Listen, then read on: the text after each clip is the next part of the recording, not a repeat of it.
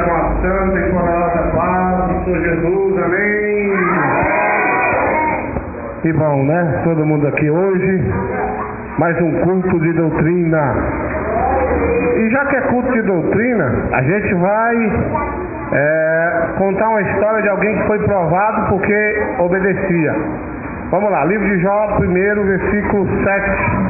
Livro de Jó, primeiro, no versículo 7. Glória a Jesus. Glória a Jesus. Vamos lá, todo mundo caçando o livro de Jó, primeiro, versículo 7 e versículo 8. Glória a Jesus.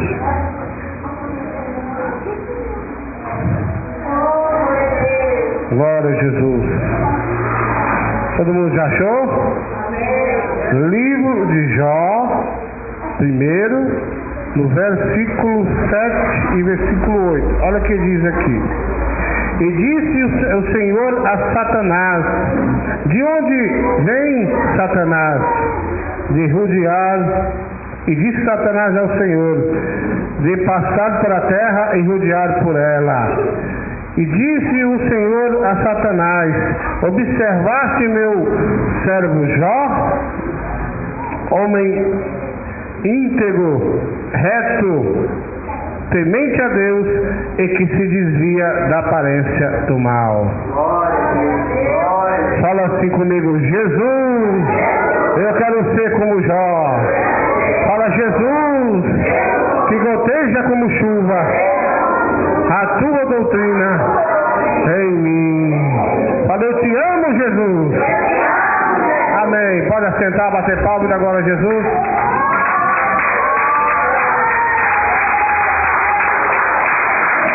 Glória a Jesus. Irmãos, vamos falar sobre Jó. E eu sei que até o pessoal que não é crente já viu falar de Jó, né? História bonita, uma história muito interessante. Mas agora vamos saber por que Jó foi provado e por que Jó foi perseguido, por que tudo isso aconteceu com ele. As pessoas têm uma outra visão sobre Jó. Mas antes de eu falar o porquê, vamos falar quem era Jó. O homem mais rico de toda a terra, sabia? Além disso, a Bíblia fala que Jó era fiel a Deus. Homem mais fiel na terra não tinha. Então não tinha ninguém fiel igual Jó. Podia caçar os montes. Naquela época não existia homem mais temente igual a Jó. A Bíblia diz que Jó, ele era tão temente que ele sacrificava um animal para que Deus perdoasse o pecado dele e para que perdoasse o pecado dos seus filhos. Ele pedia misericórdia por ele, pelos seus filhos, ou melhor dizendo, por ele e pelos outros também. Apesar de rico, homem simples. Apesar de rico, homem que não se misturava com o pecado do mundo. Era muito rico ele, mas ele não se misturava com ninguém do mundo. Ele se desviava da aparência do mal. Às vezes, o cristão sabe que não é bom ele ir em determinado lugar. Ah, mas eu sou crente. Cuidado com a tentação naquele lugar, irmão. Cuidado. Jó, ele não ia. Quando chamava Jó para ir, talvez em um bar, ele nem ia. Eu não vou não. Eu não vou beber, mas às vezes alguém vai caçar confusão comigo. Não vou passar naquele bar ali não. Ah, ali tem uma rua cheia de mulheres da vida. Nem lá eu vou passar. Eu sei que eu não vou cair, mas às vezes alguém pode me interpretar mal. Então ele se desviava da aparência do mal. Quando ele observava que aquele poderia dar algum tipo de problema para ele, uma má interpretação, ele falava: eu não vou fazer isso. Eu não vou ficar andando com a mulher sozinho, porque pode dar uma má interpretação para a minha pessoa. Outros jovens que dizem crente, ficam andando com a jovem sozinho aí. Tem jovem que fala assim: eu gosto de ser amigo de mulher. Cuidado, irmão. Fica andando sozinho com mulher aí. Às vezes pode acontecer um imprevisto. pode interpretar mal. Por isso, alguém pode observar e pensar alguma coisa que não aconteceu, ou talvez o diabo esteja trabalhando para derrubar alguém. Então, ou seja, Jó não andava com a jovem sozinha, não. Jó ele não andava em lugares que não era próprio para estar um cristão. Porque às vezes o crente, ele acha que ele pode entrar e sair em todo lugar. Peraí, irmão, talvez sim, se Deus te ordenar. Vai lá na macumba e prega, você vai. Ali tem uma alma parada ali naquele lugar. Ali tem uma boca de fumo em frente de você. Vai lá e prega para aquele homem que está parado. Você vai. Jesus, ele é um exemplo também disso. Não tentarás o Senhor teu Deus. Tem cristão que fica assim: eu vou ficar andando aí de madrugada assim, para lá e para cá, conheço todo mundo, está tentando o Senhor teu Deus. Mas eu acho que eu posso estar andando para lá e para cá, eu sou crente. Nem Jesus ousou fazer isso, ele deu exemplo. E Jó também era assim, ele fugia da aparência do mal. Jó vigiava em tudo. Jó estava pronto para o que pudesse acontecer, ele vigiava. Crente doutrinado que não vigia é como um vaso rachado. Coloca água lá no vaso para você ver. Se tiver furado, ele vai vazar, não vai? Coloca água no filtro lá, vai vazar. Coloca gasolina no tanque do carro, ele está furado. Quando você chegar lá, não tem mais. Ele vazou tudo. Então o crente, irmão, ele tem que ser uma pessoa vigilante. Ele tem que realmente fugir da aparência do mal. Então Jó, ele tinha todas as qualidades de um grande homem de Deus.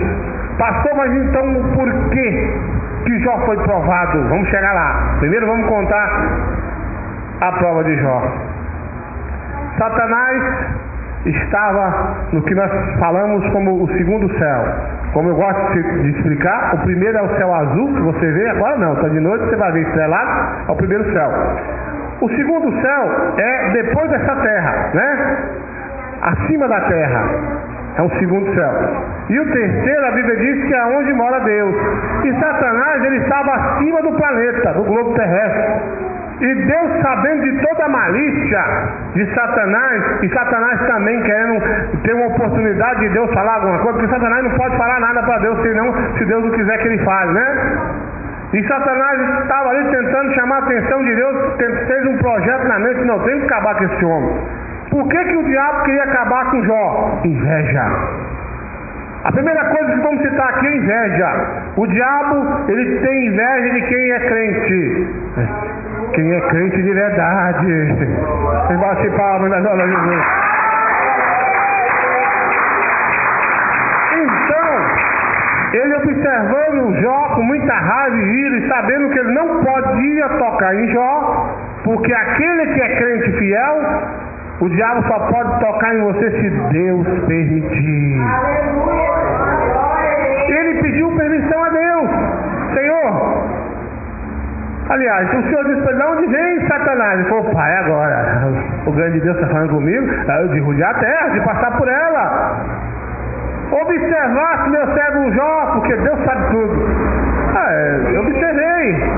Homem íntegro, reto, temente a Deus e que se desvia da aparência do mal. Quem bate palmas?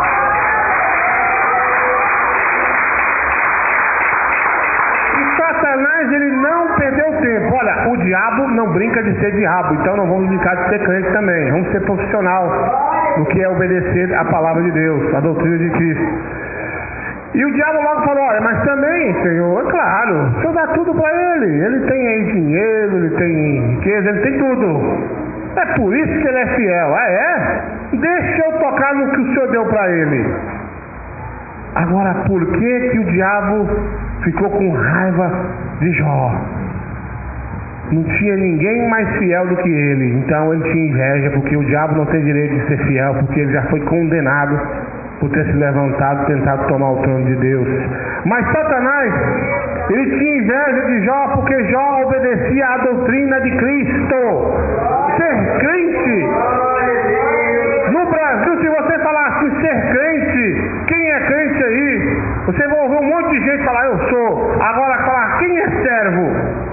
Servo é o que realmente serve a Deus. Como é que eu vou servir a Deus? Como Jó, obedecendo a doutrina de Cristo.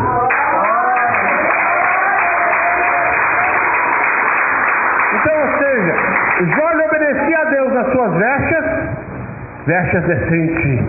Ele não bebia cerveja gospel, como o povo está bebendo aí. Se fosse no tempo de hoje, Jó não estava pulando carnaval gospel, não. E nem tinha programa na televisão, não. Se fosse no tempo de hoje, Jó ele não estava cabeludo nem barbudo.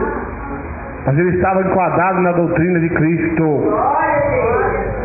Por causa disso, o diabo se enfureceu contra ele. Olha, estou com inveja dele, porque ele é fiel a Deus. Eu tento pegar ele em tudo quanto é coisa. Quando eu armo um laço, ele cair no pecado, aí ele não cai, ele vigia em tudo. Ele é temente, ele é doutrinado. Não tem nada para me pegar esse homem. Então ele só pensou: tenho que pedir para Deus permissão para eu tocar nesse homem. E o que acontece? Deus permitiu. E a primeira coisa que ele fez é destruir a sua riqueza. Era muito dinheiro. Ele fez com que seus bois fossem roubados, a sua plantação fosse queimada. E Jó, ele recebeu a notícia tudo de uma vez. Uma pessoa veio e falou: Jó, olha aí, roubaram seus bois. Jó, olha, tacaram fogo na sua plantação de arroz, um exemplo. Foi acabando com tudo. Ele não teve um momento para pensar. Ele estava pobre. Foi assim, não foi da noite pro dia, foi do dia pro dia, foi da hora para hora. Pobre, sem dinheiro, sem nenhum centavo. Mas para ele a pior notícia foi quando um servo dele chegou e disse: Jó, agora você está pobre e eu tenho um negócio ruim para te contar. Seus filhos, se eu não me engano que eram 9, se eu não me engano 9 ou 8, estavam todo mundo numa das suas casas, festejando ali, todo mundo alegre. De repente veio um vento, Jó, derrubou a casa e matou todos os seus filhos. Não tem nenhum vivo, só sobrou eu para contar a história. Então, além de pobre, Jó estava agora sem seus filhos. A Bíblia diz que os filhos são herança, ou seja, a maior riqueza são os filhos. Se você tiver muito dinheiro, mas não tiver um filho, fica ruim, né, irmão? A quem que você vai deixar isso tudo? Abraão quis tantos filhos e conseguiu. E Jó estava alegre com seus filhos, porque ele estava pobre, mas tinha seus filhos. E rapidamente, como um relâmpago, como um piscar de olhos, ele estava pobre e todos os seus filhos tinham morrido. E o que acontece? É uma grande prova que ele passou. Mas eu quero frisar no porquê que ele passou essa prova. Como eu disse, o diabo tinha inveja. Inveja por quê? Porque ele tinha íntima comunhão com Deus poderoso. Olha, no nosso tempo, nós temos o que nós chamamos de doutrina, ou seja, ensinamento de Cristo. E o ensinamento de Cristo é o que faz a diferença na tua vida e faz você ser semelhante como Jó. Hoje, você não vai ver quase ninguém pregar contra a pintura, porque eu digo para você que é pecado. Eu digo para você que o crente, ele não pode andar de maneira nenhuma com a moda do mundo. Pastor, mas eu estou na doutrina, Satanás ele pode tentar alguma coisa contra mim, se Deus permitir. Por prova.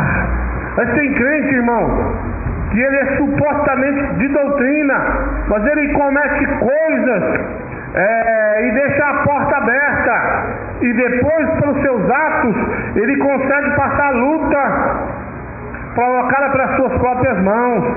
Isso então não é prova. A prova, irmão, ela é para o crente fiel. Quando o crente é fiel, quando o crente está passando perseguição porque ele é fiel, aí então Deus permitiu tudo isso para ver até onde a fé dele vai.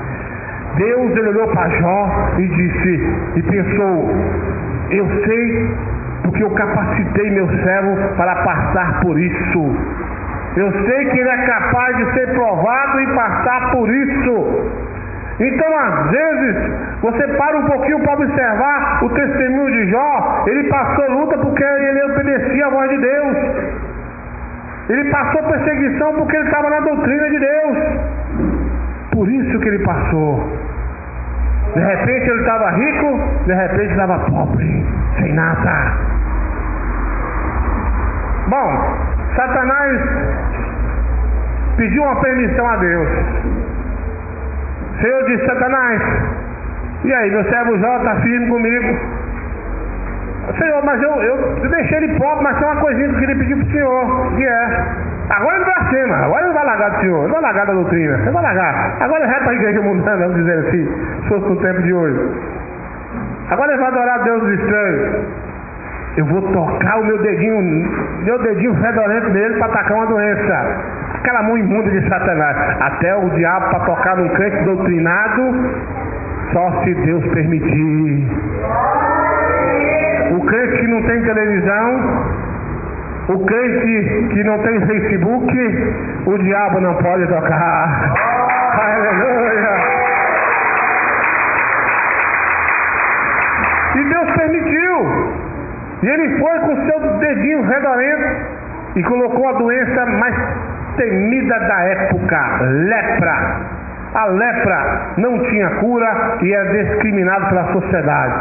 Em alguns casos da história, conta que quando um leproso ele ia passar onde tinha uma população, ou no meio do centro da cidade, vamos dizer assim, ele tinha que tocar um sino e gritar: lavar o leproso, porque pegava. Existe um estudo que aponta que havia uma sociedade só de leprosos em outro lugar, uma cidade de leprosos, porque ninguém queria ficar perto do leproso, porque pegava.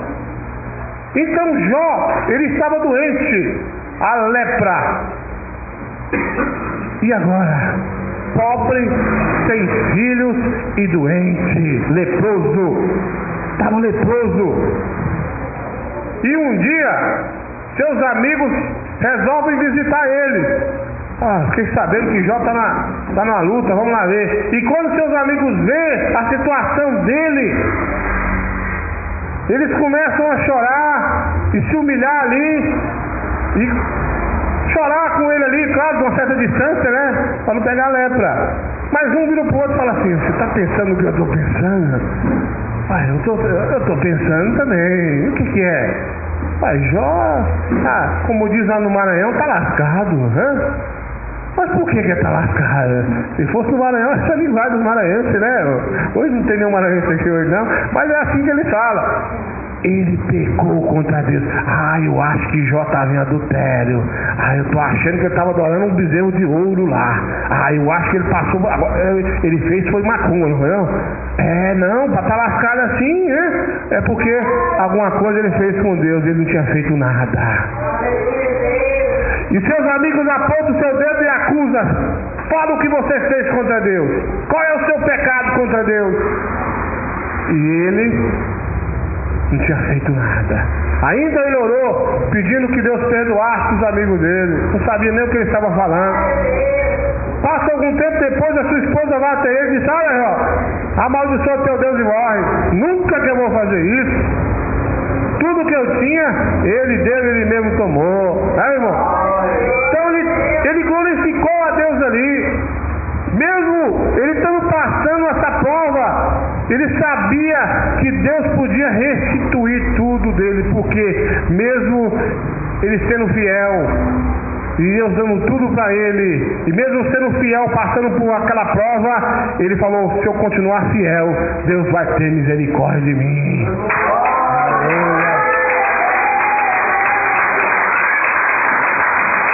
Hoje nós temos crentes que não pode passar uma lutinha, irmão? Tem irmãos que não pode passar uma luta. Eu vou sair da doutrina, eu vou para uma igreja mundana. Irmão, tem irmão que não pode passar uma briga com o marido, eu vou largar. Tem irmãos que não pode passar uma briga com a esposa, eu vou largar.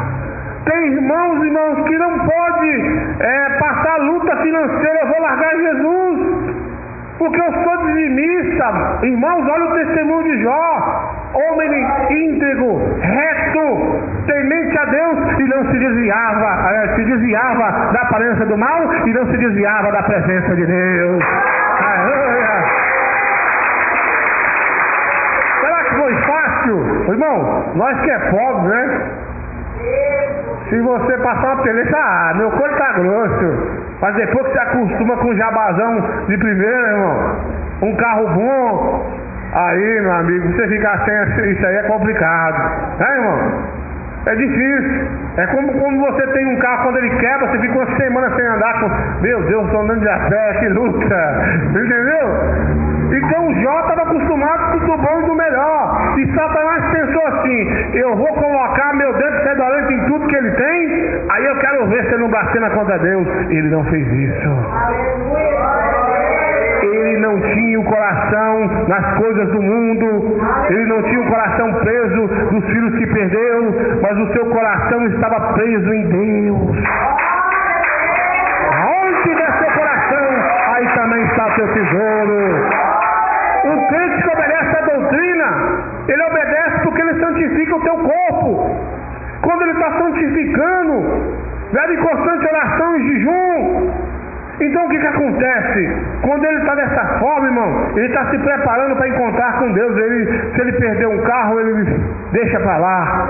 Se ele perder uma casa, ele deixa para lá. Se ele perder um filho, um pai, ele fala: tudo bem, o Senhor que manda em tudo, mas a minha alma, o Senhor tem que levar. Quando Jó passava a prova, a luta, ele pensava: se eu morrer, eu quero morrer fiel com meu Deus. Porque eu sei que se ele não devolver tudo que eu tinha, pelo menos eu não vou sofrer lá em cima. Eu vou estar lá em cima com ele, eu não vou descer para baixo para sofrer. Eu vou estar eternamente com ele, melhor dizendo. Eu bate palma e dá glória a Jesus. Olha, eu já vi tanto crente falar: eu não aceito isso. Por quê? Porque eu sou dizimista. Ah, mas eu não quero passar essa prova não. Ah, mas se continuar assim eu vou sair da igreja. Eu volto pro mundo. Ah, eu vou para outra igreja. Ah, eu vou fazer isso e aquilo. Peraí, irmão. Quem somos nós? Já pensou? Se o oleiro pegar o barro e quando começar a amassar o barro vai falar: rapaz, para de me amassar. O barro não pode falar nada pro oleiro, irmão. Não tem como. Você já pensou? Ele pega o barrinho, começa a amassar: vou fazer um vaso aqui. E o barro para e fala: não, amor, tá machucando aí, eu vou reclamar. Não dá, irmão. Então você é o barro, Deus é o oleiro. E você não pode falar nada. Você só pode pedir misericórdia e dizer: Senhor, me dê graça. Irmão, isso o mal pode fazer. Me dê graça. Imagina, nós éramos uma lama, cheio de porcaria, uma terra que ninguém dava valor, uma terra pisoteada, lameada e cheia de porcaria, carniça e tudo mais. Um dia, um homem olhou e disse: eu quero comprar essa terra. Eu quero comprar.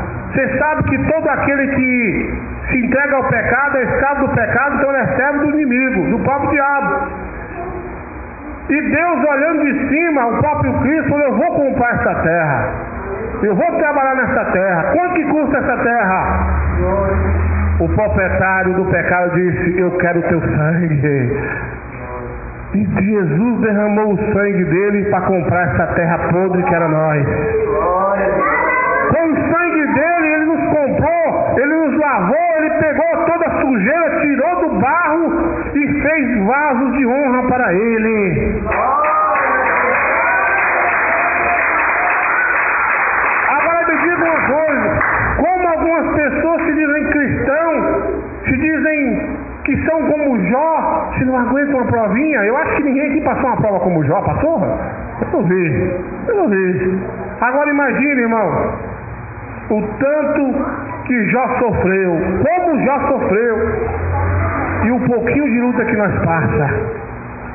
Nós tem que pedir a Deus um pouquinho de paciência como Jó, né? Porque a prova, irmão, ela tem um fim, tem um tempo determinado por Deus. Isso é, se nós não murmurar. Se murmurar, se desistir, você jogou tudo fora. Ah, mas eu não aguento. Se Deus está te provando e a prova vem de Deus, é porque você foi capacitado como Jó. Tem bate palma, glória a Jesus.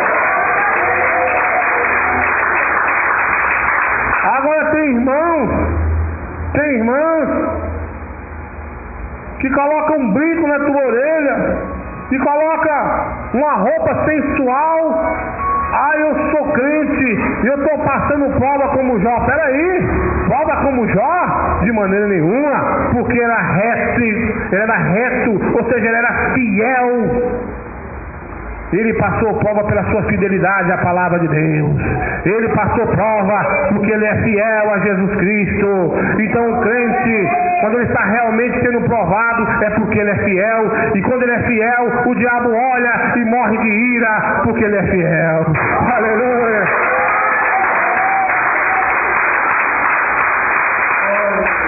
Irmãos, vocês já conhecem mais ou menos o que me aconteceu.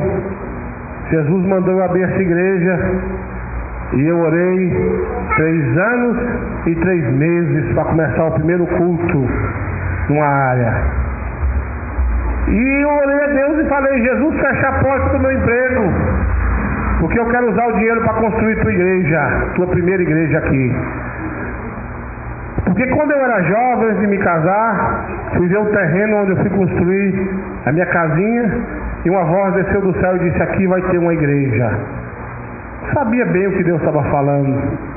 Então nós construímos uma igreja com muito suor, sofrimento. Mas um dia Jesus me deu uma visão e sonho que um vento derrubava a igreja. E eu fiquei pensando o que seria isso. Um dia eu estava sentado na igreja, na cadeira, estava cansado. Eu vi um vento me assoprando no meu ouvido. Eu me assustei, me arrepiei e pensei: isso é maligno. Olhei para trás e vi o nosso irmão, um diácono, na porta. Pulei e perguntei: você soprou meu ouvido? Ele disse: não. Falei: então é o capiroto. O que vai acontecer? Disse para minha esposa: sonhei que a igreja caía. Será que é espiritual? Fiquei a pensar o que seria isso. Que Deus iria me dar uma grande prova. E eu estava lá um dia, se preparava para o culto das crianças, e de repente o tempo começou a mudar. Havia sol, começou a pingar um pouco, nós corremos para a igreja, de repente um vento muito forte. Quando eu olhei o vento caindo aquelas pedras de gelo, eu disse para minha esposa: corre lá para a casa do vizinho, porque a igreja vai cair. Esse é o vento que eu vi no sonho. Então eu entendi que a igreja caiu. Alguns de vocês aqui viram lá como caiu, e algumas pessoas viram fotos, né? Teve lugar que o vento rapou, ficou no alicerce. Ferro, lá é o telhado, não de madeira, mas de ferro, ele voou como papelão. Mas ninguém tocou em nós. Minha esposa, o jovem evangelista, que está de férias, está desviado, né? Tinha mais alguém, tinha minhas crianças também, esposa grávida. E Jesus nos guardou. Foi uma prova tremenda. Tanto trabalho. Eu me lembro que eu subi nos escombros, depois que caiu, mais um irmão, um obreiro, e disse para ele: amanhã nós vamos pegar tudo que sobrou e vamos ver o que nós fazemos para levantar de novo, porque Deus mandou levantar. Caiu, nós levanta de novo. Começamos a cantar aquele hino: ao único que é digno de receber a honra e a glória, a força e o poder. Que bate palma. Mas aí eu tinha tido outro sonho. Sei que eu estava preso e havia um jovem de olho verde com a Bíblia. E aí amanheceu o dia, nós fomos pegar. Vamos pegar tudo aqui. Vamos juntar os tijolos que sobrou, as cadeiras que sobrou, o som. Vamos juntar tudo. Vamos voltar a fazer culto na área de novo. E de repente chega um carro branco, 4 portas, para e me chama pelo meu nome. E eu fui caminhando. E eu falei, eu mesmo. 2 homens disseram, olha, você que é o Eduardo. Eu disse, sou eu. Ele disse, você está preso. E eu perguntei, mas o que eu fiz? Ele falou, eu não sei, mas o juiz mandou te prender. Eu falei, mas eu não fiz nada. Ele falou, não, mas o juiz mandou te prender. Eu falei, então vamos embora. Virou aquele chororô. Eu olhei para o irmão obreiro e disse, fica tranquilo. Lembra aquele sonho que eu tive com o jovem com a Bíblia na mão? Eu falei, lembro, então vai se cumprir. Eu vou, mas segunda-feira eu estou de volta. Porque Deus já tinha me revelado até o dia que eu ia voltar. 5 dias preso. E quando eu cheguei lá, irmão, no primeiro dia, menos de 1 hora, 13 almas. Pastor, mas o que o senhor fez para estar preso? Nem a minha advogada sabia, nem eu. Ela chegou lá e disse, pastor, o que o senhor aprontou, pastor? Eu disse, eu nada, doutor. Mas o que o senhor está fazendo aí? Não sei. Mas o senhor não sabe mesmo? Eu não sei, doutora. Eu não sei. Eu estava lá, a igreja caiu, já até me pegaram. Então nós vamos descobrir o que o senhor fez. Ela saiu lá para fora e perguntou ao irmão que levou ela, pastor não fez nada, vamos descobrir o que ele fez. E quando ela puxa o meu processo, irmão, 3 processos no meu nome, ela olhou para o irmão e disse, pastor mentiroso, hein? Rapaz, olha, 3 processos, olha, é processo perigoso. E o pastor aprontou demais. Irmão, era bem pesado. E o irmão dirigindo o carro olhou para ela e disse, olha esse trem direito aí, é melhor você ficar caladinho, olha esse trem direito, que o pastor não mente, ele é de Deus. Mas eu estou vendo na minha frente 3 processos no nome do pastor. Olha aqui, tinha um lá que o caba deu um tiro na porta do banco de uma velhinha. Ela voou longe, um assalto a banco, invadiram uma cidade e disse que eu estava lá no bolo. Misericórdia. Eu estou vendo aqui os processos no nome do pastor. Olha esse direito. E ela começou a olhar, mas não tem jeito. E agora? De repente ela olha, espera um pouquinho. O nome desse cabra aqui é o mesmo do pastor. Mas tem um negócio, o dele é com Z. E aqui está com S. O nome do pai do pastor é Nilson Augusto de Souza. O nome desse cara aqui é Nilson Augusto de Souza. A mãe é Maria Pereira de Souza. Tem um pouquinho de coisa. Olha, esse homem aqui é 4 anos mais novo que o pastor. Não é ele não. Pega o carro e vamos voltar para lá. Prenderam o homem errado. Entendeu, irmão? É incrível, né, irmão? Quando eu aceitei Jesus, uma senhora apontou o dedo para mim e disse, Deus tem uma obra com você na cadeia. Cumpriu, né? E aí... E nisso eu estava na cadeia, passou um dia, um culto, ganhei mais alma, um homem estava doente, trouxeram ele, botei a mão, foi curado na hora. Lá fora o povo chorando e lá dentro o povo sorrindo, tem um profeta aqui, tem um homem de Deus aqui. Irmãos, eu olhava pro rosto dos meninos lá, né? Esses meninos bons, né? Os mais perigosos, que eles mais gostavam de mim. Eu olhava pro olho deles e Deus me revelava o profundo e o escondido. Aqueles homens, sabe? Tudo chorando. Aqueles bandidos perigosos. Deixa o homem quieto que ele é de Deus mesmo. Ô, irmão, faz oração pra mim aqui. E aquele alvoroço, irmão. Aquele alvoroço. Um dia uma mulher, coloca uma mulher isolada, endemoniada. Deu uma cadeirada numa criança. E eu disse pro rapaz, aliás, quando eu cheguei lá, o rapaz com a Bíblia na mão, o olho verde.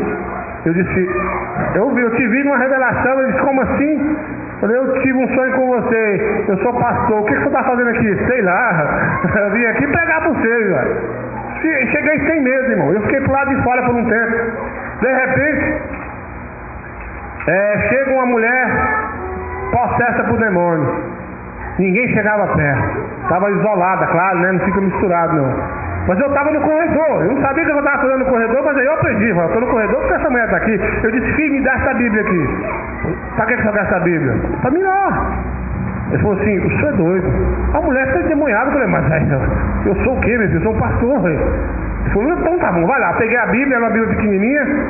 Peguei ela, a mulher lá endemoniada, eu apontei para ela e disse assim, Jesus te ama, caiu de joelho chorando. A delegada olhou para mim assim, olhou para a mulher, olhou para mim, olhou para a mulher. Falando, sua cabeça, pode tirar daí. Deus já usou o pastor aí. Estava famoso lá dentro. Estava famoso. Aí um dia chegou, passei uns 6 dias pro lado de fora, faltava 5 dias preso, ou prova. Aí, de repente, igreja, Ele fala, olha, você vai ter que entrar por uma das celas aí, viu, pastor? Aqui você é preso, aqui você é pastor, você é preso. Tudo bem, escolhe qual cela que você quer ir. Um preso me chama e disse, por favor, pastor, entra na cela 2 aqui, porque a cela 1, os cabas são doidos. Eles sempre estão esfaqueando aí dentro. Eu disse, então eu vou pra lá. Ele disse, pastor, o senhor não está entendendo, você vai virar peneira aí dentro. Falei, rapaz, eu estou aqui para botar quente no rabo do cão, meu querido. Se lá é mais perigoso, é lá que eu vou. Ele falou, pastor, eu estou vendo que o senhor não é sério a cabeça não. Eu falei, rapaz, quem está com Jesus não tem mais ninguém não. Já que o diabo armou um laço para me prender para parar essa obra, porra, agora eu vou entrar lá dentro da cela mais perigosa. O carcereiro olhou, e aí, pastor, já escolheu o cela? Eu falei, você é doido. Eu falei, tudo bem, abre aí. Entrei para a cela, irmão. É para 8, tinha umas 30 e poucas pessoas lá. Eu não me recordo bem, mas estava super lotado. E aí, pastor, como é que tá? Do dia que eu entrei, não comi nem bebi. Graças a Deus. Come aí, pastor, nós temos aqui eu esqueci como é que eles chamam lá. Eu tenho aqui um negócio aqui. Não quero não, Deus abençoa. E ali conversando, e aí todo dia de noite um culto, alma se rendendo aos pés de Jesus, Deus operando. Eu acordo de manhã e quando eu olho assim na cela pro corredor, um homem. Um preso acorda também e diz, pastor, olha ali. Eu disse, o que é? Aquele homem tem cara que é estuprador. Tem ou não tem, pastor? E eu olhei e falei, Jesus amado, tem cara mesmo. E aí, o que você me disse? Rapaz, às vezes não é, você não sabe, né? Ele não falou nada, falou? Eu não sei não, viu, pastor? E disse pro cara assim, e aí, o que você fez com a menininha lá? O diabo é triste. Ele disse, não cheguei a fazer nada não, porque pegaram primeiro, antes, né? Aí virou aquele alvoroço de madrugada. Pega o homem, marra ele com a tal da Tereza aqui, deixa ele com nós. Irmãos, ele disse, lá no banheiro tem um rodo, pega lá o rodo pra nós. Meu Deus do céu, vai matar o homem agora, Jeová. Pedófilo mesmo, Jesus amado. Irmãos, começou aquele alvoroço, enforcando, e o homem demorou ele fazer a rir. Ele ria. E eu falei, Jesus, é agora. Levantei, apontei a mão para a grade e disse, salta ele no nome de Jesus. Todo mundo soltou junto. Autoridade tremenda que Deus dá pra gente. Soltou. E um estava na rede e disse aí, pastor, com perdão da palavra, irmão, cola aqui na minha rede. E eu fui até a rede. Ele, pois não, meu querido. Ele disse, o senhor tem filha? Eu disse, tem duas. Aliás, tinha uma e uma estava na barriga, né? O senhor tem mãe? Se tem irmã? Mas e aí, pastor, como é que é esse negócio? Aí todo mundo da cela e da outra cela calou, do corredor calou. E disse, o homem lá amarrado, né, irmão? E disse, está escrito na Bíblia, amarás a teu próximo como a ti mesmo. Você tem coragem de pular teu olho? Não. Você tem coragem de pular você mesmo? Não, pastor. Então se você fazer o mal para ele,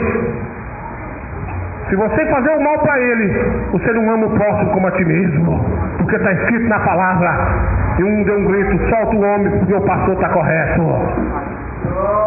Foi tremendo. E eu disse para eles, olha, segunda-feira eu vou embora. E deu segunda-feira e eu ia acordar no centro desse pastor, porque é cadeia, assim, presídio, talvez não em delegacia, mas em alguns lugares tem um ganchinho assim, sabe? Para pendurar o falso profeta. A sua revelação não cobriu? O ganchinho. Sei lá, um dia sem comer e beber. Sei lá, o ganchinho do falso profeta. E ele disse, pastor, o senhor disse que vai embora, mas eu acho que o senhor se enganou, porque está ficando tarde e nada do senhor ir embora. Jesus falou que eu vou embora hoje. Foi ficando de noite. E nada. Pastor, já que Deus assim, eu não sei o que aconteceu com Deus lá não, mas prega aí para nós. Se eu não for embora até agora, não vai mais não. Acho que na outra segunda-feira. Então vamos embora. Peguei a Bíblia, comecei a pregar, fiz o apelo. Quando eu estou lá pregando, de repente chega um guarda, coloca a mão assim, fica ouvindo a palavra. Quando eu falei amém, aí o guarda disse, amém, pastor? Eu falei amém. Vamos embora, só vai lá, cantou aí, vamos embora. Aí a cela toda ficaram de pé, o corredor e começaram a bater palma. Vai com Deus, o senhor é homem de Deus mesmo.